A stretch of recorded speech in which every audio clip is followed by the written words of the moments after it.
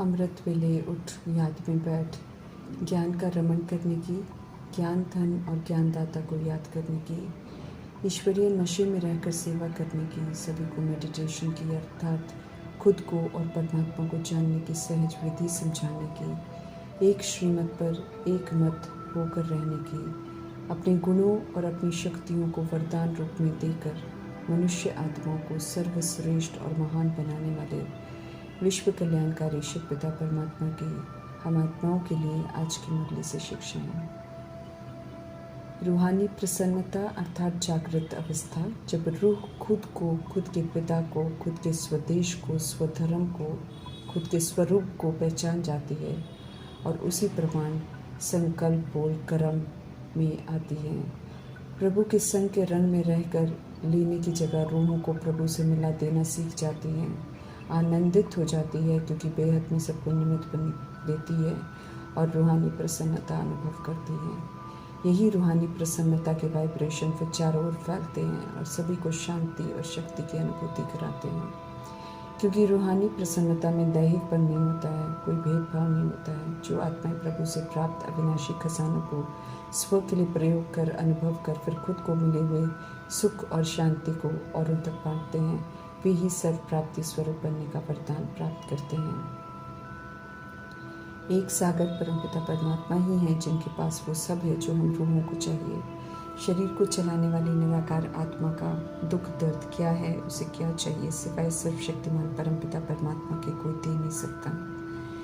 देह अभिमान में विश्व की करोड़ों की आबादी खाली है, सब लेने वाले हैं। ज्ञान गुण शक्तियाँ खुशी संतुष्टता के सागर परमपिता परमात्मा इस समय सर्व अविनाशी खजाने देकर लेकर हाजिर हैं। सिर्फ संगम युग ही समय है जब प्रभु सृष्टि रूपी ड्रामा में आते हैं और सर्व प्राप्तियां कराते हैं। प्राप्तियों को उनसे लेना होता है, ये विधि है। लेने के लिए देह रूपी चमड़ी के भान से निकलकर आत्मा की सत्य स्मृति में स्थित होकर सत्य से जुड़ना है, फिर प्रभु से प्राप्तियां कर सकते हैं। देह की भान से कनेक्शन नहीं जुड़ता है, न प्राप्तियां होती हैं।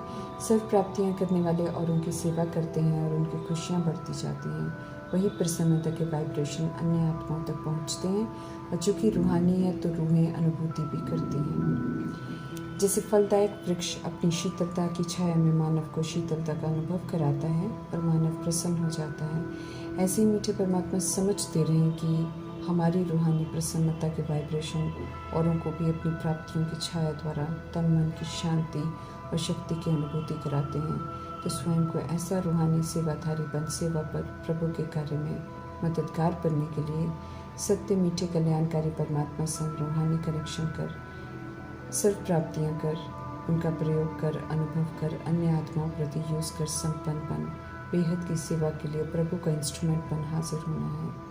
वरदान होमवर्क है जिसे प्रैक्टिकल में यूज़ कर फलीभूत करना है और अपना बनाना है। होमवर्क कर पास्ट में किए हुए उल्टे कर्मों का कर्जा चुकता करना है। प्रभु की हर शिक्षा हम आत्माओं को पापों से मुक्त होकर पुण्य आत्मा बनने के लिए है। समय भी इसी कार्य के लिए मिला है। इस बात को यथार्थ समझ समय को और वरदान को फलीभूत करना है। स्मृति स्वरूप अर्थात आत्माओं सर्वशक्तिमान परमात्मा की संतान हो, परम धाम हाईएस्ट होलीस्ट धाम के निवासी हो, सतोगुणी हो, मैं सतयुगी हूँ। ज्ञान गुण शक्ति सुख प्रेमानंद पवित्र स्वरूप हो, ऊंची स्थिति है। दैहिक दुनिया की कोई भी परिस्थिति, विघ्न, पेपर, व्यक्ति, ऑपोजिशन कोई प्रभाव नहीं डाल सकते, क्योंकि समझ मिली है कि परिस्थितियाँ अपनी बनाई हुई हैं जिसे बिना क्वेश्चन, करेक्शन, कोटेशन, बिना रिएक्ट, बिना रिजेक्ट किए आत्मिक शक्तिशाली स्थिति में स्थित होकर पार करना है। जो स्वस्थिति की स्मृति में अथवा अर्थात नॉलेजफुल होकर परिस्थिति को पार करते हैं, उन्हें परिस्थितियाँ खेल की तरह अनुभव होती हैं। शिकायत छोड़ शांति से सब पार करना है, क्योंकि सृष्टि रूपी ड्रामा की नज़रों में हम गुनाहगार हैं। गुनाहगार शिकायत कर नहीं सकता है। संगम युग अनमोल समय है। पूरा संगम युग अमृत वेला है जिसमें हर पल सत्य से परिचित होते जाते हैं, नॉलेज से फुल और हल्के होते जाते हैं। पूरे अमृत वेले में से खास 2 बजे से 5 बजे तक का खास समय मीठे परमात्मा हम आत्माओं को देते हैं, ताकि इस शक्तिशाली समय में परमात्मा से कनेक्ट होकर सत्य में स्थित हो, सत्य जीना सीखें, प्रभु को जान उनसे सर्व संबंध का सुख अनुभव करें, जागृत हो अन्य आत्माओं का अन्य आत्माओं को जगाना है। इसलिए प्रभु आज मेडिटेशन कैसे करना है सिखा रहे हैं। समझ लेते हैं कि अमृत वेले के शक्तिशाली समय में बैठ विचार करो, रियलाइज़ करो मैं आत्मा हूँ और पूरे होश में पहचानो कि हम आत्माओं के भगवान और खिवैया हैं, सत्य परमात्मा। हम उनकी संतान हैं। मालिक बन ज्ञान रत्नों को समा कर यूज़ करना है। ज्ञान रत्नों से खेल कर उन्हें चित्त पर बिठाना है और नॉलेजफुल बन पाठ बजाना है। अमृत वेले परमात्मा से मिली समझ को खुद से बातें कर खुद को समझाना है। स्मृतियाँ जो मर्ज हो गई हैं उन्हें मर्ज करना है। रियलाइजेशन से तब जाकर सत्य स्वरूप में स्थित हो सकेंगे। विस्मृत से ओरिजिनल स्मृति स्वरूप में आ जाएंगे। ड्रामा कैसे हम सब अपने कर्मा द्वारा खुद ही बनाते हैं और फिर उसके वशीभूत होकर पाठ बजाते हैं कि समझ देकर मीठे परमात्मा हम आत्मा को समझ देते हैं कि सभी को निर्दोष दृष्टि से देखो, रहम करो, तरस करो और सभी को अविनाशी ज्ञान रत्नों के सत्य से परिचित कराओ। सत्य हैं, हम आत्माएं हैं, परमात्मा की संतान हैं, परमधाम निवासी हैं। ये स्मृति परमात्मा से संबंध जुड़वाएगी और आत्माएं अपने पिता परमात्मा को जान उन्हें याद कर मुक्ति का वर्षा प्राप्त करेगी। मीठे परमात्मा द्वारा सिखाई जा रही मेडिटेशन को सभी के साथ शेयर करना है। हम आत्माओं ने देह अभिमान में अपने बेड़े को दलदल में डुबो दिया था। शूद्र नरकवासी बन गए थे। अभी परमपिता परमात्मा सहारा देकर बचाने आए हैं, तो उनके हवाले होकर उनकी ही श्रीमत पर चलकर खुद को बचाना है और कोई बचाने और संभालने वाला नहीं है।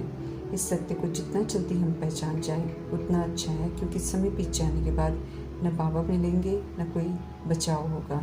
धर्मराजपुरी में कैद हो जाएंगे, जहाँ खुद की अवज्ञा और खालीपन स्पष्ट दिखाई देगा। प्यारी मीठी मुरली प्रभु की सत्यनारायण की कथा है, जिसे सुनकर अमल मिलाकर सच में नर से नारायण बन जाते हैं। मुरली ही तो तीसरी की कथा है, जिसे सुनते जाओ तीसरा नेत्र खुलता जाता है। सत्य की गहराइयाँ समझ में आ जाती हैं। मुरली ही तो अमर कथा है, जिसे सुनकर काल पर जीत प्राप्त करना सीखते हैं और अमर लोक का वर्षा प्राप्त करते हैं। ऐसी सच्ची कथाओं रूपी सच्ची मुरली सुनाने वाले मीठे परमात्मा पर कुर्बान जाना है, उन्हें ही अब याद करना है। उनकी याद से ही देह भान अभिमान के रूपी कांटों से, विकारों से, बुराइयों से खुद को मुक्त कर खुशबूदार फूल बनना है।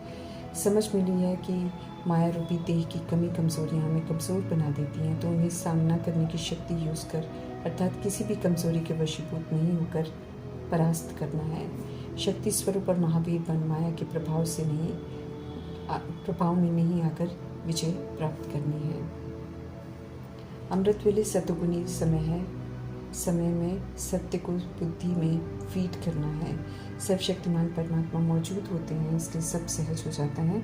फिर मीठे परमात्मा की स्टैंप लग जाती है। सत्य भी पक्का होता जाता है कि सारा दिन भी सुबह के फरमान ब्लेसिंग्स से स्मृति नेचुरल रह जाती है। अमृत वेला फाउंडेशन है, उसमें जो पक्का किया वो सारा दिन चलता रहेगा। प्रभु से संबंध जुड़ा रहेगा, बात होती रहेगी, समझाने मिलती रहेगी। जितना उनके संग रहेंगे उतना अंदर से कांटापन निकलता जाएगा। सावधान करते हैं मीठे परमात्मा की, जितना माया की सुनेंगे उतना फॉरेस्ट हैं, अर्थात कांटों के जंगल में फंसते जाएंगे, कांटे चुभते जाएंगे। भगवान खिवैया सच्चे परमात्मा की छत्र छाया में रहना है, यही सेफ्टी है, बाकी तो खतरा ही खतरा है।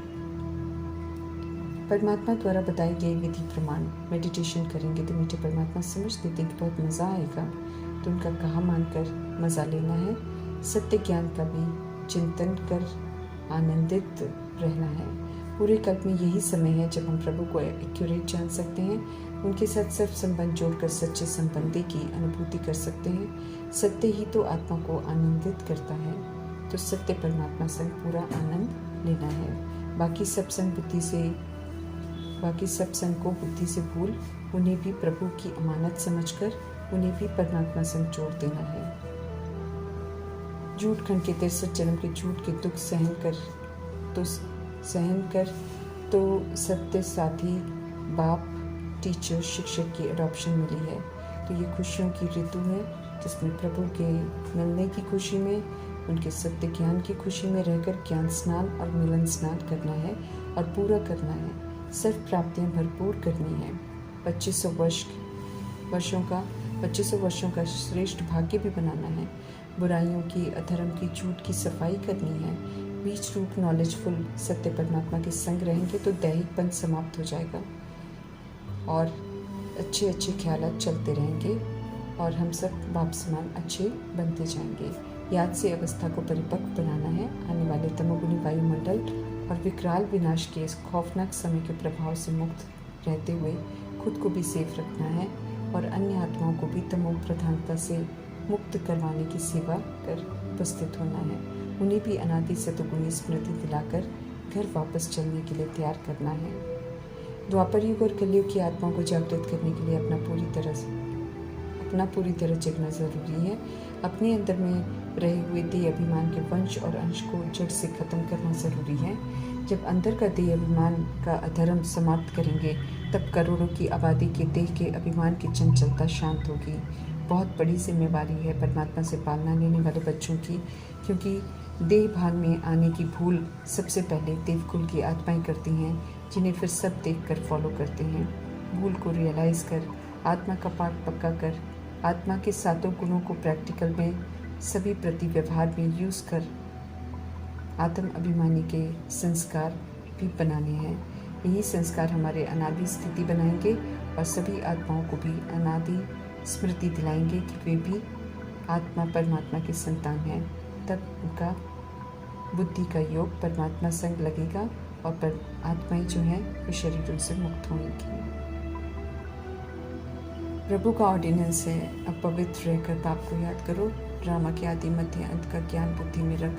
अब द्वापर युग और कलयुग में किए हुए गुनाहों को दोहराने का क्राइम नहीं करना है। अब तो सिर्फ अनादि सतोगुणी और आदि सतयुग की विशेषताओं को यूज़ करना है। नॉलेजफुल होकर पाठ बजाना है। नॉलेज को प्रैक्टिकल में लाना है, तब सिर पर से जन्म जन्मांतर के बोझ उतरेंगे। फरमान कर रहे हैं सत्य परमात्मा की सभी को समझाना है कि वे आए हुए हैं। देह अभिमान की मौत सामने है। श्रीमत की अवज्ञा की गफलत करेंगे तो वर्षा पा नहीं सकेंगे। समझ देते हैं कि सत्य को यथार्थ जानने के और औरों को भी परिचित कराने के शुभ कार्य में देर नहीं करनी है। हम अविनाशी आत्माएं हैं, अविनाशी परमपिता परमात्मा की संतान हैं। उनका फरमान है धरती पर आकर किए हुए उल्टे कर्मों की गंदगी को सत्यता की नॉलेज और सत्यता की सभ्यता से श्रीमत पर चलकर साफ करना है। श्री श्री की श्रेष्ठ मत पर चलकर बुराइयों को पीट कर सतो प्रधान संन्यास कर आदि सनातन देवी देवता धर्म स्थापन करने में सत्य परमात्मा का पूरा मददगार बनना है। धर्मराज पूरा हिसाब मांगेंगे, ये हमें ज़रूर याद रखना है ताकि हमसे किसी भी तरह की गफलत ना हो,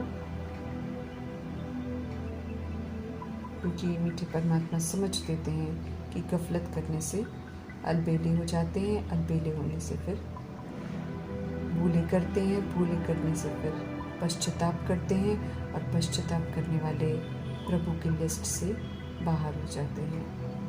इसलिए समझ से चलना है, अटेंशन भरा पुरुषार्थ करके अपनी सारी कमी कमजोरियों को समाप्त कर संपूर्ण बनना है। ओम शांति।